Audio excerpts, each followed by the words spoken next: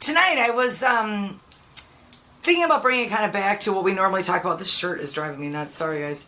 Keep fidgeting with myself. This is actually perfect. The fact that I'm keep fidgeting with things for our conversation tonight, because I want to discuss having a fear of being perceived. It's funny, you know, how things kind of work in life, right? I was passively just scrolling through TikTok and this video popped up. And I'd never really heard this term before. I mean, I kind of get, you know, the idea of someone who would doesn't want to be in public a lot, having a phobia. And I guess I've always thought of that more as like agoraphobia, like a fear of going outside. But this is a real diagnosed phobia, and it's called Scopophobia. And it is a fear of being watched, being perceived, and it can also stem from a fear of being taken advantage of. And one of the things that they've noticed is that this can be a phobia on its own. It can result from things that don't have to do with neurodivergence. Let's say, for example, you, as a child, a lot of people stared at you because you had a physical difference that people would notice.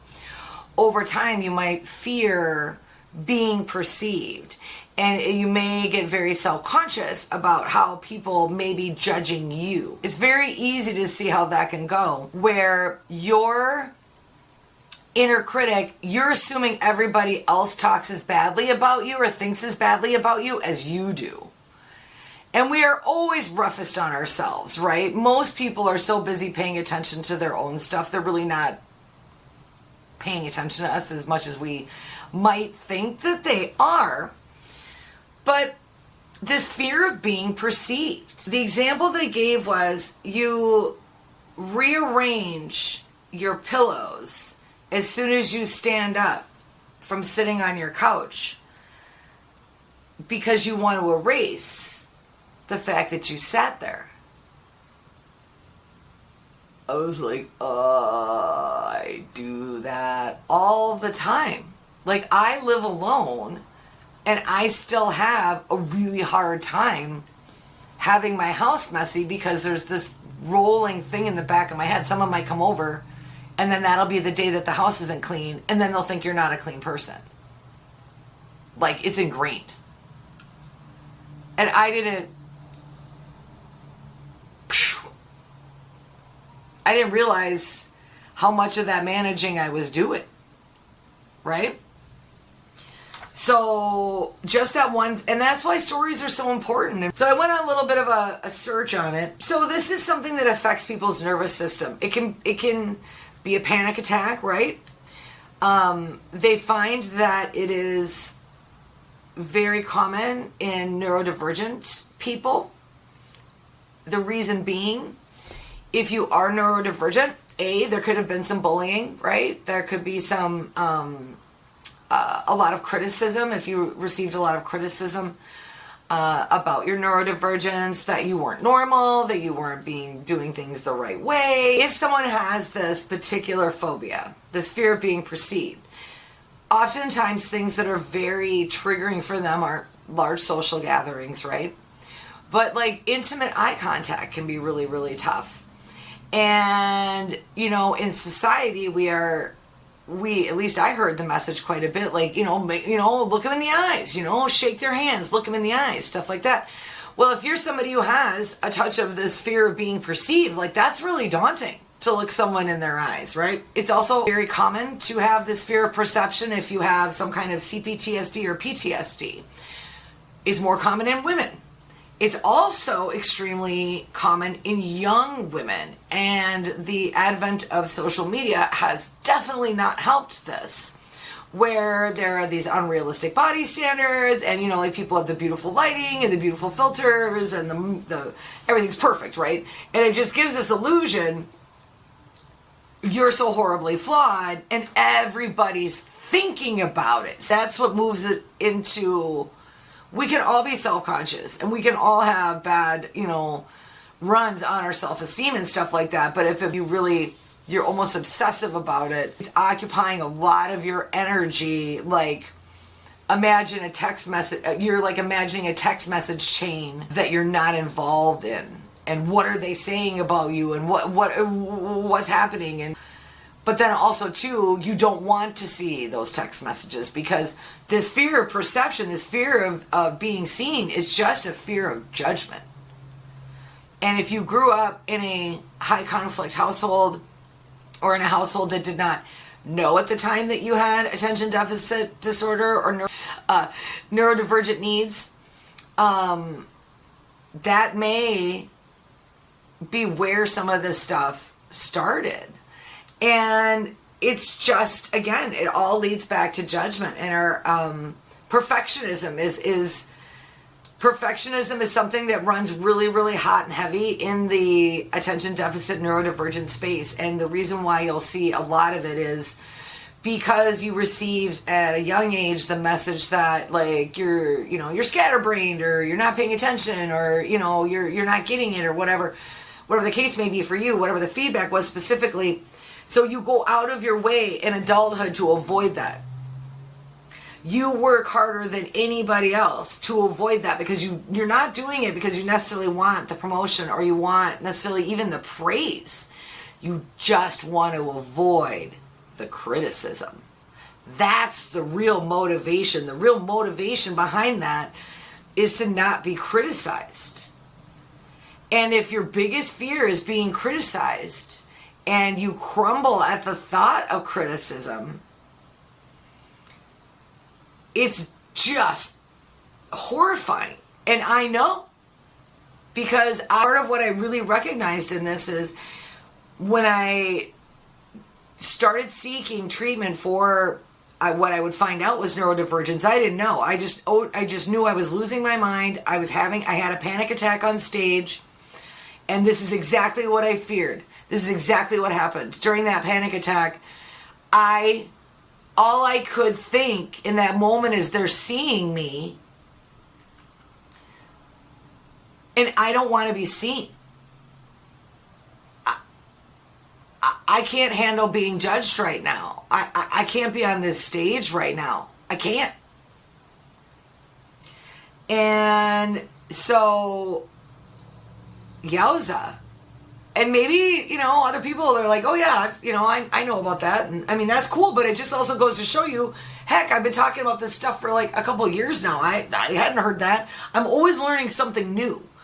And it's also interesting how it all ties back, but it makes sense. If you had to show up, and we often use the term masking in the neurodivergent spaces, where you've gotten enough feedback over the years that some of your behaviors aren't normal, or that they're excessive or weird or not right in some way, right? So we try to modify those behaviors, and then we create this mask that we wear socially. And we talk about that a lot right here. And we all have to wear some social masks, right? Like, social functions, work, whatever, right? Like, there's always those kind of times, but this unmasking process is so much more difficult if you've also got on top of this deep-seated fear of being perceived. And so I was reading on Reddit, and one just broke my heart, this is a young person, and they said that they just don't even want to be thought of. Like, they don't even want people thinking about them. Even though they love their family, they don't even want their family thinking about them. They do not want to be perceived at all. At least this particular person. And my heart broke. Because I can relate to that. A lot. And I know I don't come off as somebody like that. I mean, I've had so many people over the years when I tell them, because I've always had really debilitating stage fright. And that was partly why I started really, drinking alcohol too much, especially when I was performing, because the anxiety. And I wanted to do it, and I kept pushing myself through it. And what I noticed is when I had a good set, it felt more like a relief then I felt good about myself. I didn't necessarily feel good about myself, but I didn't feel bad about myself. But the bad sets, you know, and then when your first couple jokes necessarily don't start going well, that's when I start getting in my own head, and I'm like, they're looking at me, they're judging me, they don't like me, they don't like my hair, they think I'm fat, they think this, they think that, like, they're looking at me going, just be funny, lady, like, we don't care, you know, but, so why do I keep putting myself in these types of situations? Well, because I'm nuts. But I like people, I do, I love people, like, I love humanity, I have hope for humanity, I don't want to give up on us, I think people are fun, I think people can be great, you know, but I grew up in a household with a lot of rigidity and a lot of authoritarian control and a lot of managing. And you know, so bearing a lot of those things down, like that was another coping mechanism that I used, right? And your coping mechanisms will work, but generally only to a certain point, right? Because it's kind of hard to keep a job if you don't like being perceived. You know, the other thing I thought was of note is that they've seen it's not terribly, it's like anything though. They say it's only this percent of the population or whatever, right? But like, you know, so many of these things are underreported. Like, think of all the people that are late diagnosis on neurodivergence, right? But they were saying like between 7 and 13% of the people have that. There's been more reports of it since COVID and the Zooming. And I really feel that as well, like rearranging, like I've rearranged this backdrop, my spare room where I record a bunch of times, because I'm like, well, that doesn't look right. Oh, I don't like that. I don't like this and I don't like that. Are you guys really here to see what's in my office? Or are you guys here, you know, are we here to rap? You know, right? But it's that constant, like, well, it doesn't look professional. It doesn't look perfect. It doesn't look right. Whatever right is, you know? So one of the things, so like, what can we do with this information, right? You know, what are the strategies we can do to kind of help start deprogramming this stuff? Well, you know, just recognizing for, you know, first of all, that it's judgment. You're trying to avoid judgment, and that's normal. Everybody wants to avoid judgment. No one wants to be judged. No one likes that. But if you have a deep fear of being judged, are you judging a lot of people in your mind? Or are you perhaps maybe not judging others, but you're judging yourself so harshly all the time that you've put yourself in, you know, you expect a level of performance and a standard that you wouldn't expect from other people. I do that to myself all the time. Like, I expect to, you know, be good at things that I've not really prepared for or tried before. Like golf. Like, every time I go and I start teeing off, I think this could be the time I actually learn how to drive a ball. It doesn't seem to work. But if I actually went and practice more, might be happening, right? So that's one of the things that they actually recommend. If you feel that you have a mild or more severe case of this, you know, on a mild, there's limited things that they can do in any kind of a therapy, right? And that's why it's called work, because it is. There's no combination of words they can recite to you to make yourself, you know, make yourself not, I don't know, annoyed with yourself, I guess. But one of the big things they talk about is exposure therapy being very helpful. And so if you're having a hard time with eye contact, right, you know, then just practicing it in small doses with someone you feel very, very safe with can help. Because these neural pathways, it's just like anything, this can be unlearned. But these neural pathways get set. And the neural pathways that develop under stress and that we use as coping mechanisms to protect us from perceived real or not real danger, you know, they get, those grooves get in there very deep. So if you're watching this and you're a younger person, I mean, you know, good, because then your roots aren't as deep. Those grooves are not as deep. You have not been using this coping mechanism as long as someone who's older than you, right? but they can be deprogrammed. And of course, they recommend cognitive behavioral therapy and other stuff. There's no medication or anything like that. I mean, it feels like sometimes 80% of our lives we live for someone else. You know? At least when I was a kid, I had some very different ideas about what I wanted to do with my life. I really wanted to be an actress. I really wanted to go to Broadway. And I kind of wanted to be a solid gold dancer. Real talk. I used to practice in the basement all the time. But I wanted to go into the arts. That was not an acceptable answer to my parents. Like, it's okay to be a good artist, but you have to have a practical degree. You have to do something that makes sense. I mean, what makes sense, right? I basically just pushed that aside. Well, I'm not an artist then, I guess. Okay, well then let's move on to these other things. Those experiences at a young and formidable age, definite messages of what is right and what is wrong in terms of what you express, how you express it, then you learn to bury that. And that's how the masking starts. Autism and people that suffer from like Tourette's syndrome, there's a thing called stimming. And stimming is like stimulation, and stimming can take a variety of different forms. It can be vocal, it can be physical, it can be like a always tapping your pen or your finger, like a repetitive motion. And it soothes, it's soothing. It's soothing. And it helps them deal with their anxiety. The problem with our society is we are so quick to jump on anybody who does something slightly different. And so the stimming behavior that helps calm their anxiety and helps them re-regulate their nervous system to reduce their anxiety and their cortisol levels, then there's some jerk that's like, you like to flex your pen? You like to tap your pen? Oh, you're pen tapping, boy? Well, then you're like, well, crap, that was my coping mechanism. So now you're going to mask that. And then another stim will emerge maybe, and another thing. And so now you're trying to manage all the information that's coming in. You're trying to understand the person that you're talking to and what they're expecting of you.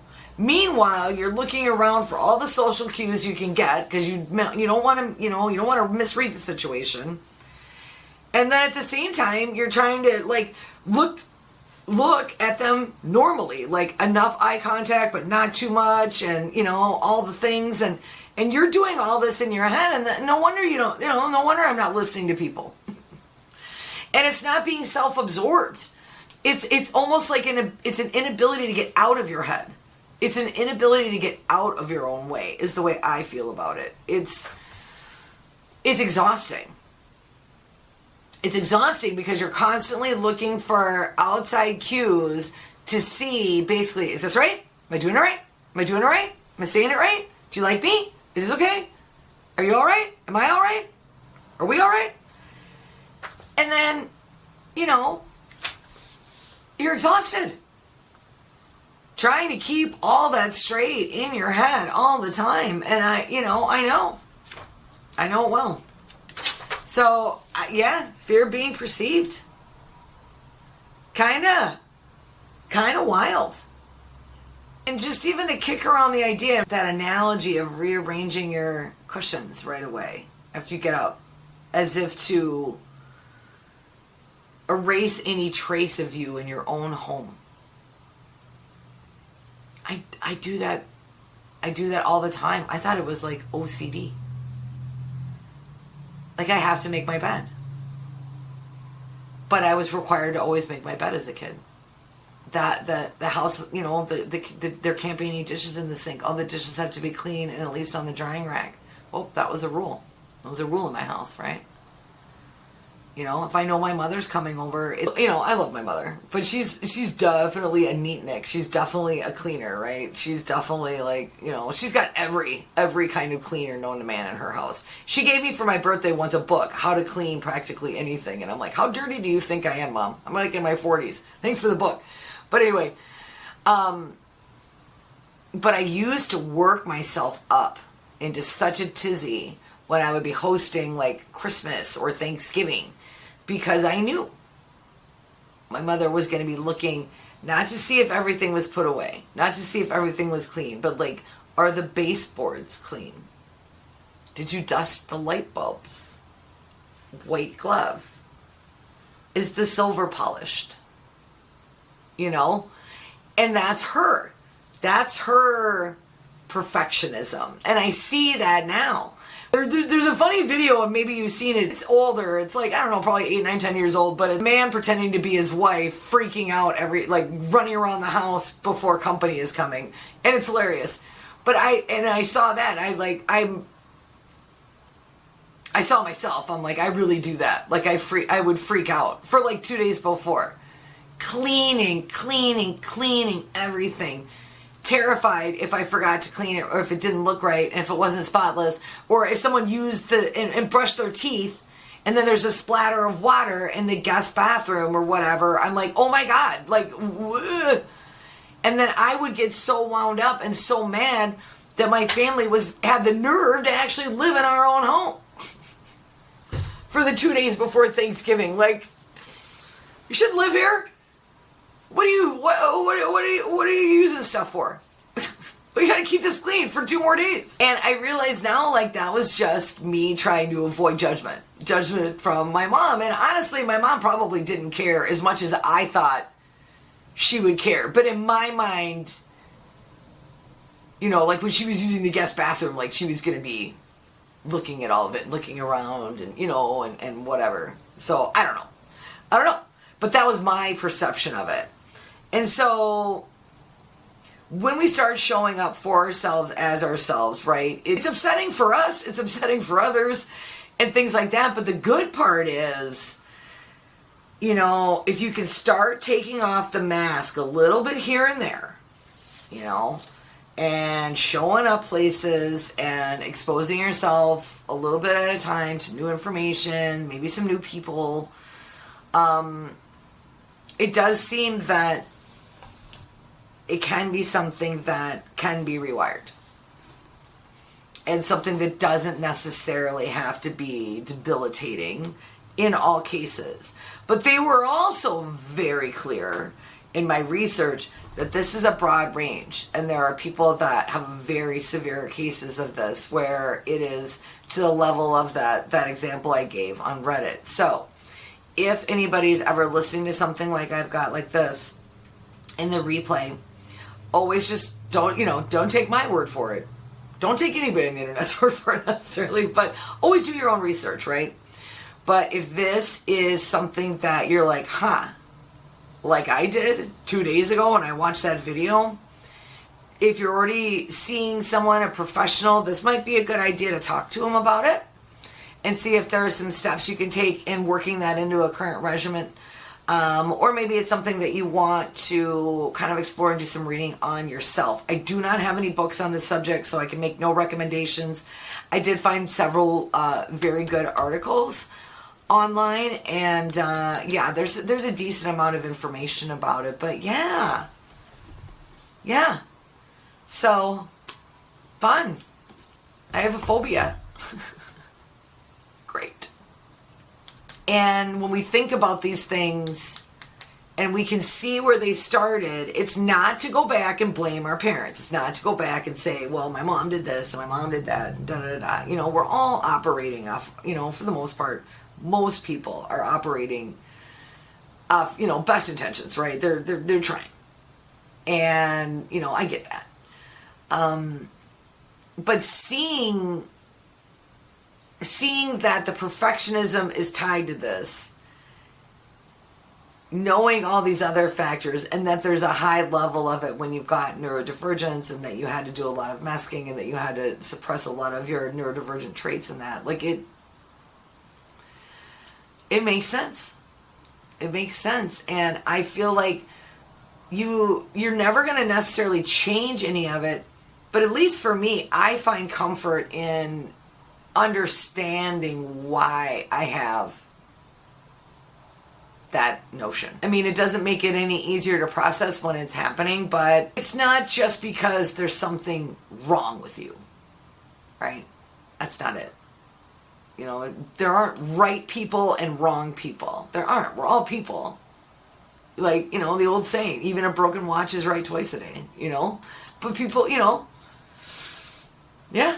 Anyway, all right, everybody in the live stream, have a great week, and yeah, drop me a comment in the forum if you like this topic, or if there's other stuff you want to talk about. Always looking, always on the hunt for information you guys might want to chop it up about. So have a good one.